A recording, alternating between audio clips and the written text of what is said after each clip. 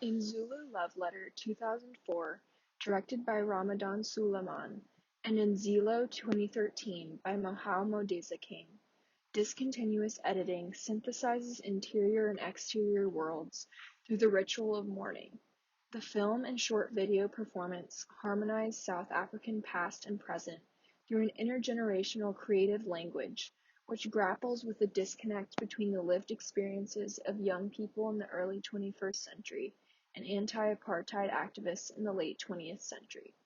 Through the cinematic technique of discontinuous editing, Suleiman and Modesa King posit a hybrid South African consciousness whose reckoning with the violence of the past is the vital driving force for the future.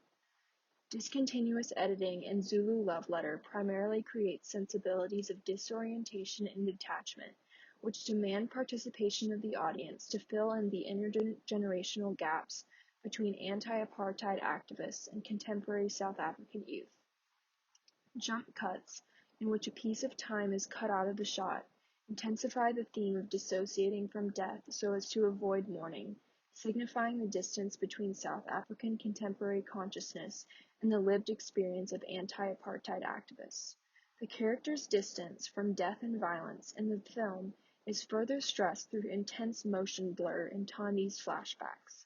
The blurred action in these episodes of resistance against the apartheid regime represent contemporary South Africans' alienation and hazy recollection of the legacy of political violence that came before them.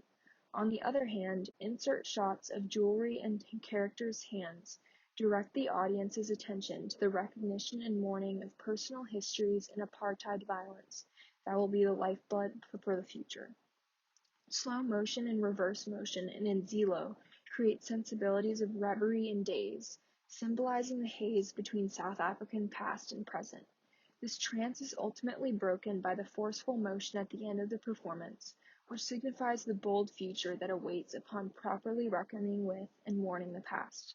Slow motion lingers over Modesa King's careful hand movements that pick away at an ashy substance, denoting the slow and hesitant recognition of historical trauma and violence, but also the deliberate process of mourning.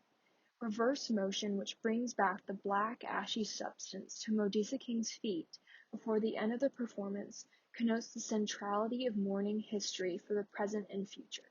The performance's assertive end foreshadows the dynamic future, invigorated by a cathartic acknowledgement of the past.